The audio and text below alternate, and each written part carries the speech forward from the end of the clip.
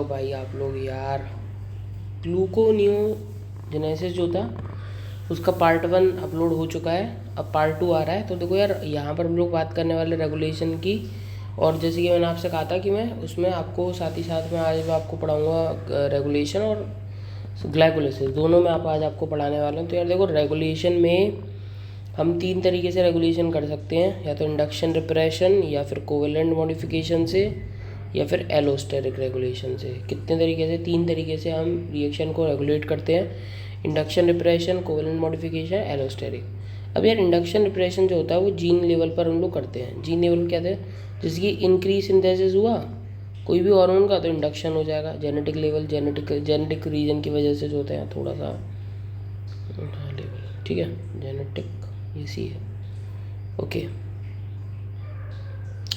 अब अगला क्या हम लोग यहाँ पर बोलने वाले हैं यार, यहाँ पर है ना मेन जो हमारे को देखना होता है कोवेलेंट मॉडिफिकेशन में ज़्यादा कुछ होता नहीं है। आपको इतना याद रखना है कि कोवेलेंट मॉडिफिकेशन कुछ होता है, जैसे कि आप लोग बस है ना ये अब लिख दो, जो मेन हेडिंग्स है ना, ब्रॉड हेडिंग बना करके कि यहाँ कोवेलेंट मॉडिफिकेशन कुछ होता है वो लिख दो।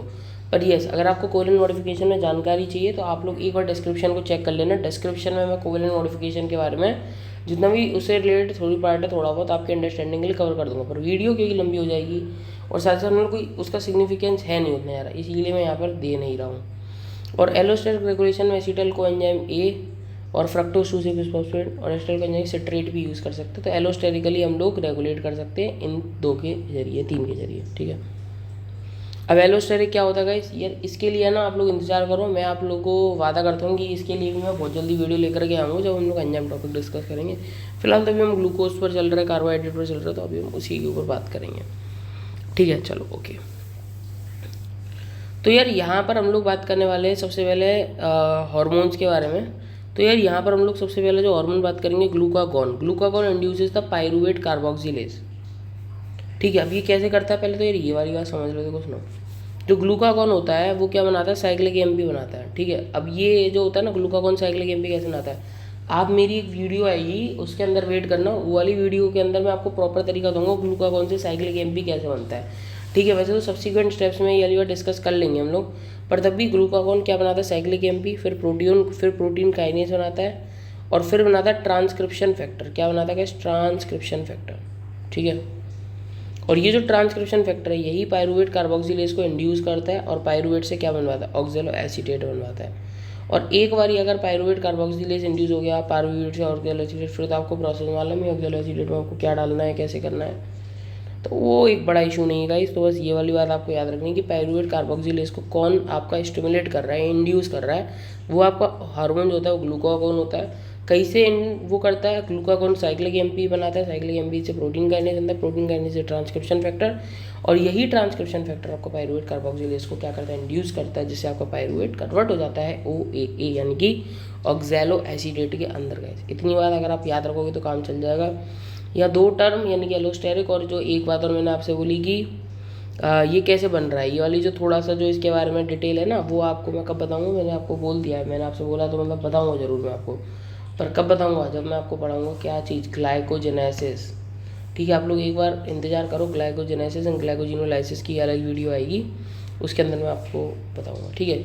और यहीं पर अगर इंसुलिन की बात करें तो इंसुलिन उल्टा काम करेगा, क्योंकि इंसुलिन तो चाह रहा है कि ग्लूकोज क्या हो, कम हो बॉडी से, ठीक है।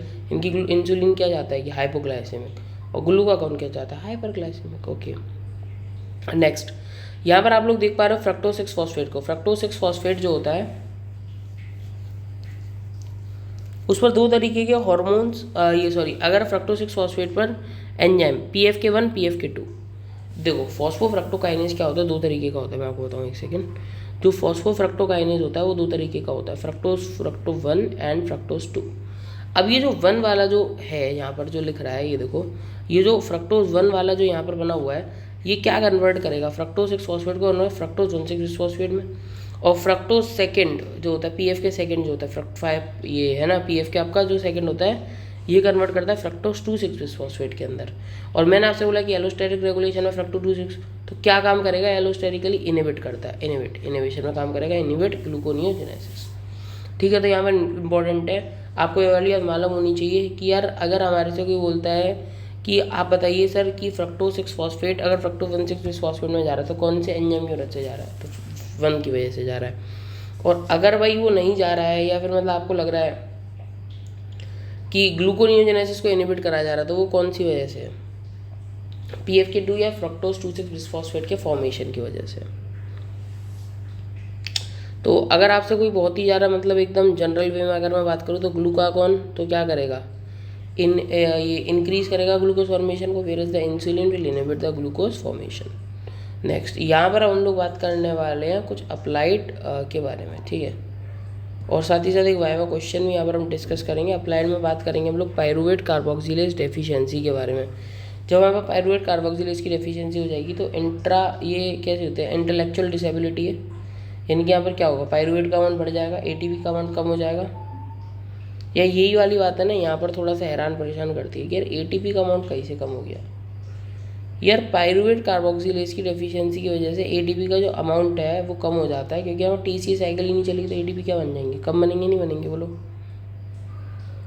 और देखो वैसे एक चीज़ समझना, ठीक है, ये क्या नाम है, मान लो मसल्स के अंदर लैक्टिक एसिड एक्यूमुलेट हो गया, ठीक है, तो यार हमारे को अब उसे रिमूव भी करना है, तो यार अब रिमूव करने के लिए क्या हम पायरूवेट वगैरह में कन्वर्ट करते हैं और फिर उसे वापस भी लेकर के जाते हैं। आप लोगों ने मसल सेल के अंदर जब मैंने आपको पढ़ाया था तो आपने पढ़ा होगा कि किस तरीके से होता है। साथ साथ ब्रेन की फंक्शनिंग पर भी इफेक्ट पड़ेगा, क्योंकि ब्रेन मान लो स्टारवेशन कंडीशन है, तो स्टारवेशन कंडीशन के अंदर ब्रेन को अगर मान लो प्रॉपर अमाउंट ऑफ ग्लूकोज नहीं मिलेगा, क्यों नहीं मिलेगा सर प्रॉपर अमाउंट, क्योंकि पायरूवेट कार्बोक्सिलेज की डेफिशिएंसी हो गई, तो इसीलिए बॉडी में ATP की कमी हो जाएगी, TCA साइकिल प्रॉपर नहीं चलेगी, ब्रेन के अंदर पायरूवेट उसकी ग्लूकोज की कमी हो जाएगी, ब्रेन काम नहीं करेगा ढंग से। साथ ही साथ मसल्स के अंदर भी लैक्टिक एसिड जमा होता जाएगा, तो लैक्टिक एसिडोसिस वहाँ पर देखने के लिए मिलेगा, ठीक है। तो बस यही है पायरूवेट कार्बोक्सिलेज डेफिशिएंसी के अंदर, ज़्यादा कुछ है नहीं। ये थोड़ा सा इंपॉर्टेंट है, why alcohol decreases the blood sugar level, ठीक है। आखिर इथेनॉल किस तरीके से हमारे ब्लड के शुगर लेवल को डिक्रीज कर सकता है? तो यार इथेनॉल की एक रिएक्शन होती है बहुत कॉमन सी, अल्कोहल डिहाइड्रोजनेज की प्रेजेंस में होती है। तो ये जो इथेनॉल होता है ये किस में जाता है, पहले एसिटाल्डिहाइड और फिर जाता है एसिटिक एसिड के अंदर। अब ये कौन से एंजाइम की मदद से जा रहा है, ये वाली बात याद रखना, अल्कोहल डिहाइड्रोजन, और बाद में कौन सा आता है, एल्डिहाइड डिहाइड्रोजन। इसमें गलती है, शुरुआत में शायद से अल्कोहल डिहाइड्रोजन भूल गया दोनों तरफ, सॉरी। तो यार अगर आपका एल्कोहल है शुरुआत में तो कौन सा एंजाइम लगेगा, अल्कोहल डिहाइड, और आपका अगर एल्डिहाइड है तो फिर कौन सा लगेगा, एल्डिहाइड डिहाइड्रोजनेज लगेगा नहीं लगेगा बोलो। दोनों ही केसेस में आपका NADH रिलीज होता है, और NADH अगर रिलीज होगा, ठीक है, तो फिर ये एक स्टिमुलेट करेगा कि यार पायरूवेट से लैक्टेट में जाने को, मतलब पायरूवेट जो होता है उसको लैक्टेट में कन्वर्ट कराएगा, साथ ही साथ ऑक्सैलो एसिडेट को मेलेट में कन्वर्ट कराएगा, ठीक है, because of the increase production NADH which inhibits the gluconeogenesis and hence it is है ना asked to take sugary food for relieving the symptoms of the hallucinations. जब भी आपके अल्कोहल के टाइम पर हेल्यूसिनेशंस आते हैं या फिर अल्कोहल का जो इफेक्ट होता है वो क्या हो जाता है, इंक्रीज होता है, तो उसको कम करने के लिए, मतलब उसके जो इफेक्ट है उसको डिक्रीज करने के लिए क्या देते हैं, शुगरी फूड देते हैं। तो जिससे क्या होता है कि यार जो NADH वहाँ पर बने उनको क्या कर सके हम लोग, सेटल डाउन कर सके कि हाँ यार ओके हो गया, है ना, इस तरीके से। सॉरी गाइस आपको बीच में कुछ आवाज़ आई, सॉरी फॉर दैट, घर में हूँ ना इसलिए बस, ठीक है। तो यार ये हो गया आपको, मैंने आपको बता दी। अब आपको हम लोग चालू करने वाले ग्लाइकोलिसिस से, ठीक है। सो यस गाइस, तो यार अब हम लोग बात करने वाले ग्लाइकोलिसिस के बारे में, ठीक है। तो यार सबसे पहली बात कि यार अगर हम लोग ग्लाइकोलिसिस, ओके थोड़ा सा वैसा हो गया, ठीक है, ओके। तो यार ग्लाइकोलिसिस का अगर कोई हमसे क्वेश्चन पूछता है तो उसके क्वेश्चन में हमारे को क्या क्या चीज़ें मेन होनी चाहिए, हम उस क्या में बात करते हैं। तो देखो यार उसके क्वेश्चन में सबसे पहले एक इंट्रोडक्शन वाला पॉइंट होना चाहिए, फिर साइट होनी चाहिए, मतलब कि कहाँ पर चल रही है ग्लाइकोलिसिस। ऑब्वियसली यार ये तो बहुत आसान है, साइटोसोल में चलती है, तो खैर इसका कोई इशू नहीं है, पर तब भी मतलब हमें बताना चाहिए अपनी तरफ से। फिर कैरेक्टरिस्टिक और पाथवे, कुछ कैरेक्टरिस्टिक आप लिख दो साइकिल के बारे में, फिर उसका पाथवे आप प्रॉपर बनाओ, उसके बाद एनर्जेटिक्स लिखो, रेगुलेशन लिखो और क्लिनिकल लिखो उससे रिलेटेड, ठीक है। तो मैं भी आपको इतना बताऊँगा कि आपको ये क्वेश्चन के अंदर इंट्रोडक्शन में भी क्या क्या लिख रहा है, ठीक है। तो यार आपको अपने ग्लाइकोलिसिस का इंट्रोडक्शन चालू करना उसके नाम से। ग्लाइकोज का मतलब होता है कि यार ग्लाइको का मतलब होता है ग्लूकोज यानी which is 6 carbon compound, and lysis का मतलब होता है मेटाबॉलिज्म यानी कि ये ब्रेक डाउन बेसिकली यहाँ पर हम लोग जो बात करने वाले हैं।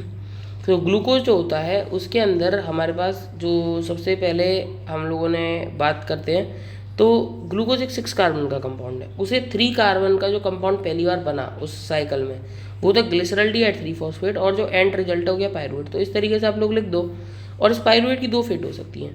अगर भाई आपका जो काम है वो अनएरोबिकली चल रहा है तो आपका फेट हो सकता है लैक्टोज में चला जाए, और अगर एरोबिक है तो 6CO2 एंड वाटर में जाएगा, मतलब वाटर के अंदर कार्बन डाइऑक्साइड और वाटर बनाएगा। ठीक है, पर इस वाटर को भी आप भूल जाओ, चलिए कहाँ से लिख लिया थोड़ा सा। ठीक है, तो एरोबिक में जाएगा तो क्या हो करेगा फर्दर आगे जा करके वाटर वो से कार्बन डाइऑक्साइड बनाएगा। ठीक है, तो ये आप लोग लिख सकते हो किसके अंदर, बस। अब यार इसके बाद हम लोग बात करते हैं अगला, जो को हमारी हेडिंग क्या थी, इंट्रोडक्शन क्या, साइट मैंने आपको बताई थी। ठीक है, साइट जो ऑल टिश्यूज साइटोसोल, यहाँ पर एक पॉइंट ऐड कर लो, साइटोसोल। ठीक है, अब करेक्टरिस्टिक्स की बात करते हैं। तो करेक्टरिस्टिक में क्या लग रहा है कि यार करेक्टरिस्टिक ग्लूकोज जो होता है वो 2 तरीके से कन्वर्ट होगा, पायरुवेट में, और फिर पायरुवेट क्या हो सकता है कि आगे जाकर के कार्बन डाइऑक्साइड लैक्टेट में जाएगा। ठीक है, एरोबिक एंड एनारोबिक कंडीशन में ये दोनों तरफ ही में ये कौन सी पाथवे होता है, कॉमन होता है। Fuel for brain and erythrocyte, मतलब कि क्या है कि यार जो ग्लूकोज होता है ना वो एक्सक्लूसिवली कहाँ मिलता है हमारे को देखने के लिए, मतलब ग्लूकोज ही चाहिए ब्रेन को और कुछ नहीं चाहिए।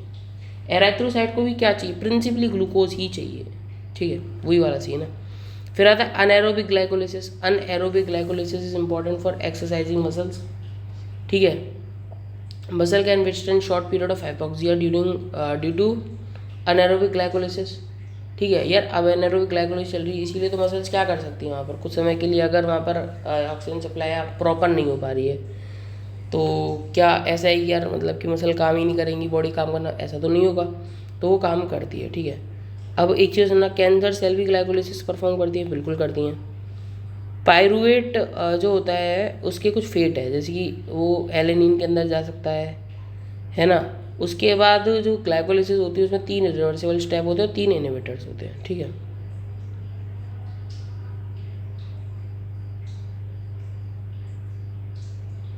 वो छोड़ दो वाला, बाद में बात करेंगे उसमें, पाथवे। तो यार अब यार करेक्टरिस्टिक साइट हो गई, फिर इस क्या देखो इंट्रोडक्शन कर लिया, साइट हो गई, करेक्टरिस्टिक हो गई, क्या आएगा, पाथवे आएगा। चलो तो फिर पाथवे के ऊपर बात करते हैं, आओ। तो पाथवे तो कोई बेहतर भयानक तो है नहीं कि आप लोग पहली बार ही देख रहे हो, नहीं है ना कोई भयानक पाथवे। तो यार यहाँ पर क्या होता है, ग्लूकोज 6 फॉस्फेट में कन्वर्ट होता है, हेक्सोकाइनेज की प्रेजेंस में होता है, एटीपी यहाँ पर यूटिलाइजेशन होता है, फिर फ्रक्टोज में जाता है, कैसे, आइसोमरेज की मदद से। आइसोमराइजेशन रिएक्शन है, क्लियर है, यहाँ तो कुछ है ही नहीं यार। फिर फ्रक्टोज 6 फॉस्फेट से फ्रक्टो 1,6 फॉस्फेट, यानी कि यहाँ पर भी एटीपी का कंजम्पशन होगा, फॉस्फोराइलेशन रिएक्शन देखने के लिए मिल रही है। और किसकी मदद से यार, फॉस्फोफ्रक्टोकाइनेज रेट लिमिटिंग स्टेप इसे कहते हैं। क्यों, क्योंकि अच्छा हाँ, क्योंकि यहाँ पर क्या है, ये कमिटेड स्टेप, वो सर ये रेट लिमिटिंग स्टेप है। रेट लिमिटिंग क्यों, क्योंकि ये एक स्लोएस्ट स्टेप है। अब फ्रक्टोज 1,6 फॉस्फेट में हम लोग एक एंजाइम डालते हैं अल्डोलेज लाइज, यहाँ पर रिएक्शन देखने के लिए मिलती है। Aldolase is an example of lyase, यानी कि ब्रेक डाउन करेगा। तो यार फ्रक्टोज 1,6 फॉस्फेट एक 6 कार्बन कंपाउंड है, और ये किस में कन्वर्ट करता है, 3 कार्बन कंपाउंड के अंदर, 2 या DHAP या फिर ग्लिसरॉल्डिहाइड 3 फॉस्फेट। ठीक है यार, आप लोग है ना कमेंट करके बताना कि DHAP की फुल फॉर्म क्या होती है। ठीक है, चलो ओके। नेक्स्ट, अब DHAP हो गया, फिर उसके बाद क्या आता है, यहाँ पर आइसोमरेज एंजाइम डाला, आइसोमराइजेशन रिएक्शन देखने के लिए मिल सकती है, यानी कि ग्लिसरॉल्डिहाइड 3 फॉस्फेट और DHAP आपस में इंटर कन्वर्टेबल होते हैं। अब बात करते हैं आगे। तो यार मान लो, चलो हम तो ग्लिसरॉल्डिहाइड 3 फॉस्फेट को मान लिए, तो यहाँ से क्या बनेगा, अब अगला बनता है 1,3 बिसफॉस्फोग्लिसरेट। क्या बनेगा, पहले 1,3 bisphosphoglycerate in the presence of enzyme glyceraldehyde 3 phosphate dehydrogenase. यार एंजाइम के नाम तो याद करने पड़ेंगे, उसको मैं भी क्वेश्चन कर सकता हूँ। तो ग्लिसरॉल्डिहाइड 3 फॉस्फेट डिहाइड्रोजनेज। ठीक है, और यहाँ पर क्या होता है कि यहाँ पर NADH जो होता है वो हमारे को क्या करता है, रिलीज आउट, मतलब जो NADH होगा ना वो क्या करेगा, यहाँ से एग्जिट होगा, इनके NADH का प्रोडक्शन होगा। ठीक है, नेक्स्ट 1,3 बिसफॉस्फोग्लिसरेट हो गया। अब 1,3 बिसफॉस्फोग्लिसरेट से मतलब 3 फॉस्फोग्लिसरेट, यहाँ पर क्या होगा, 1,3 यानी कि ये 1 वाला जो फॉस्फेट था वो ATP में गया, और ऐसे कितने सब्सटेंस बोलते, 2, तो 2 ATP का प्रोडक्शन होगा। अब यहाँ पर एक एंजाइम जो यूज़ होता है वो कौन सा, बिसफॉस्फोग्लिसरेट काइनेज। ठीक है यार, यही वो काइनेज रिएक्शन है जो कि रिवर्सिबल होती है। यार ये वाला क्वेश्चन है ना, मैंने आपसे पहले भी बोला था कि आप लोग एक बार सर्च करके आना इसको। ठीक है, नेक्स्ट, अब आप लोग एक चीज़ देखो, फिर उसके बाद क्या बनता है, 3 फॉस्फोग्लिसरेट के बाद क्या बनेगा, 2 फॉस्फोग्लिसरेट, आइसोमराइजेशन रिएक्शन न्यूक्लियस की मदद से हो जाएगी। और फिर उसके बाद 2 फॉस्फोग्लिसरेट जो है वो पेप के अंदर कन्वर्ट होगा इनोलेस की मदद से। इनोलेस को जो एक्टिवेट करते हैं मैग्नीशियम और एमएन होते हैं। और फिर उसके बाद पेप से क्या कन्वर्ट हो जाता है, पायरूवेट के अंदर वो चला जाता है, किसकी वजह से, पायरूवेट काइनेज।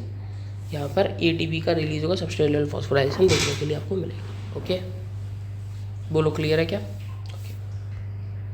अब यार आप लोगों ने देखा होगा कई जगह बहुत कुछ चीज़ें लिख रही थी, मैंने कई चीज़ बोली नहीं, जैसे कि मैंने बस एक ही चीज़ नहीं बोली जो आप लोगों को थोड़ा सा अजीब लगा होगा, वो है ये आयोडो एसीटेट एंड आर्सेनेट। अरे यार ये जो है इनके बारे में आपको बताता हूँ मैं यार, या फिर एक काम करता हूँ, हम लोग होमवर्क देता हूँ यार, आप लोग सर्च करके बताओ या बता दो, चलो बता दूँगा, पर इसको मैं बताऊँगा at the end of the video, ठीक है?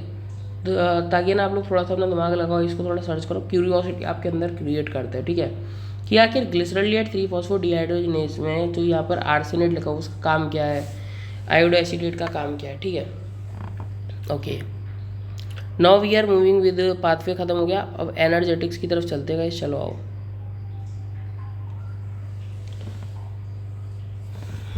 तो ये तो खैर एक प्रोसेस बताई गई कि एरोबिक अनएरोबिक कंडीशन होती है तो वहाँ पर लैक्टिक एसिड का प्रोडक्शन कैसे होगा, एलडीएच यहाँ पर एंजाइम होगा, ठीक है?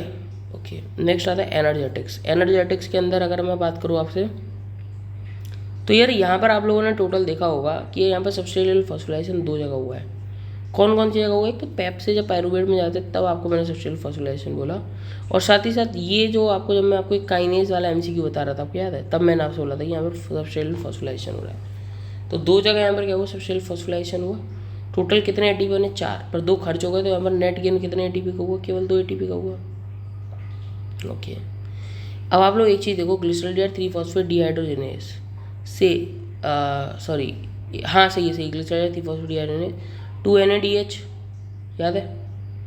तो उससे कितने एटीपी? 5, क्योंकि एक, अब यार तुम नीट में तो हो नहीं, 3 एटीपी 2 एटीपी, वो बहुत कन्फ्यूजिंग था, पर ठीक है। अब कितने हैं? 2.5, अब याद कर लो कितना आएगा, 5 एटीपी। अब फिर इसके बाद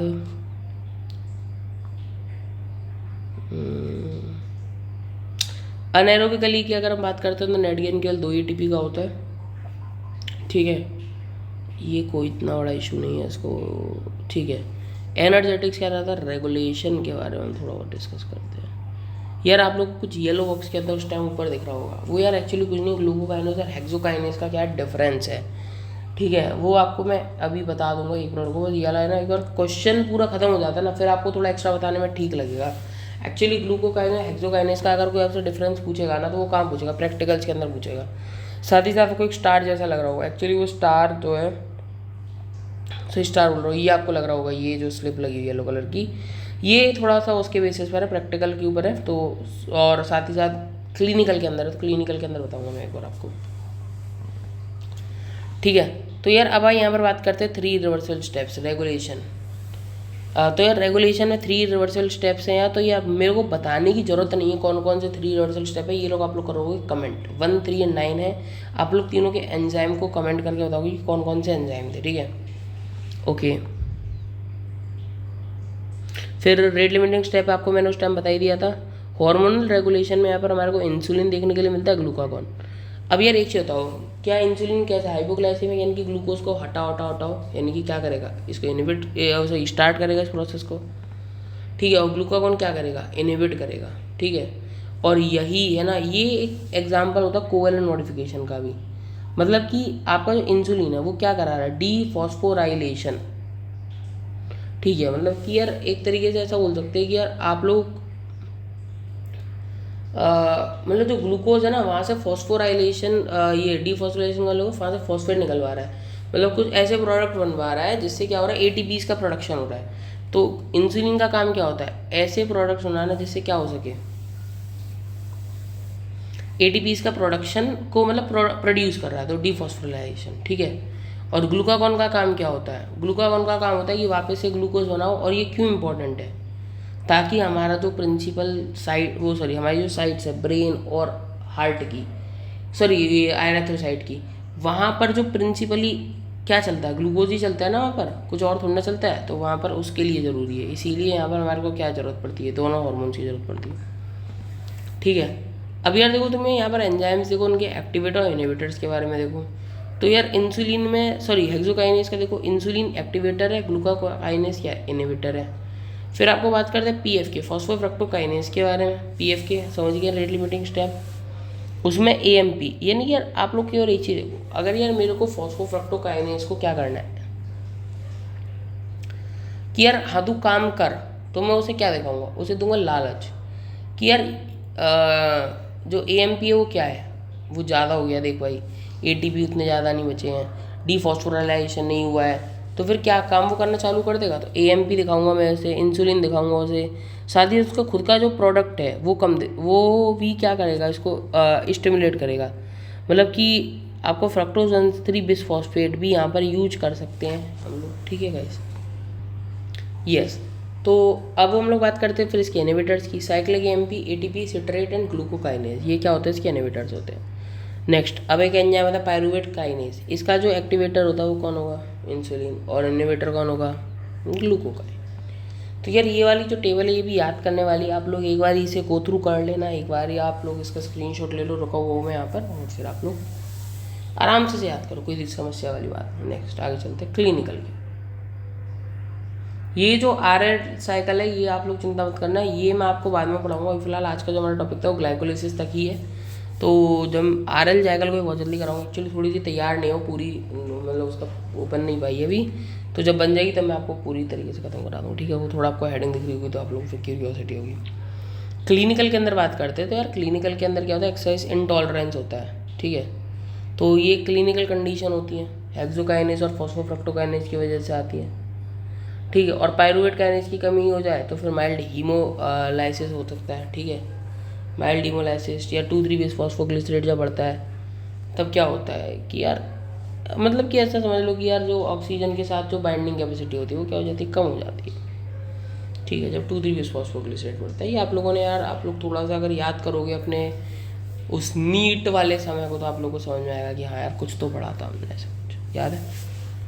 ठीक है, तो यार आपको मैंने बोला था कि मैं एक क्लिनिकल केस और यहाँ पर जो लिख रहा है वो वाला आपको बताऊंगा। तो यार देखो फ्लोराइड बल्ब के बारे में लिख रहे हैं यहाँ पर, आप लोगों को मालूम होगा कि यार हम लोग डिफरेंट टेस्ट के लिए अलग अलग टेस्ट ट्यूब्स का यूज़ करते हैं, सैम्पल्स कलेक्ट करने के लिए अलग वाइल्स का। तो यहाँ ग्रे कैप वाली जो वाइल होती है ना उसका यूज़ करते हैं, क्यों, क्योंकि उसमें प्रेजेंट होता है एक एंजाइम।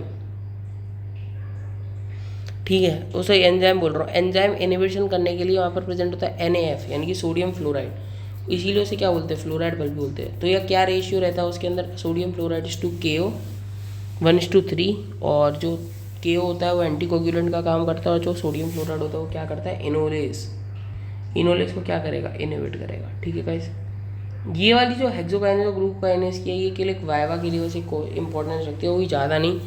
इसके यदि थोड़ा सा तो मैं एक्स्ट्रा पढ़ता हूँ तो इसलिए मैंने बस लिख रखा है, पर आप लोग ज़्यादा चाहो तो उतना ज़्यादा मतलब ज़रूरत नहीं आपको। तो हेक्सोकाइनेस होता है उसे क्यों हम प्रिंसिपली ज़्यादा यूज़ करें, क्योंकि इसकी एफिनिटी हाई होती है, और जो ग्लूकोकाइनेस उसकी एफिनिटी क्या होती है, लो होती है।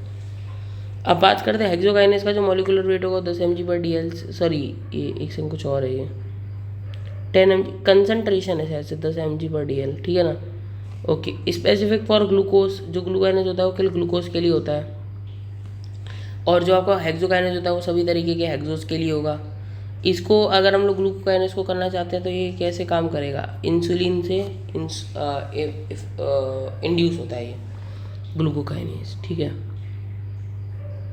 और फिर अगर हम लोग बात करते हैं कि यार हेक्सोकाइनेस क्या करेगा, ग्लूकोज का तो रेगुलेशन करेगा ही, साथ ही बेसल मेटाबॉलिज्म में मदद करेगा, पर ग्लूकोकाइनेस का तो स्पेशली काम है कि वो केवल रेगुलेशन ऑफ ग्लूकोज ही करेगा।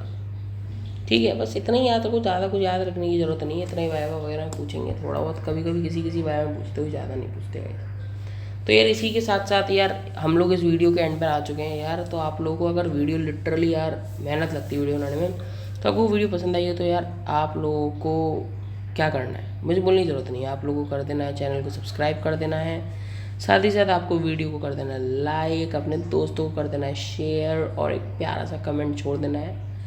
ठीक है गाइस, ओके चलो यार, तो मिलते हैं आपसे अगली वीडियो के अंदर, टिल देन गुड बाय।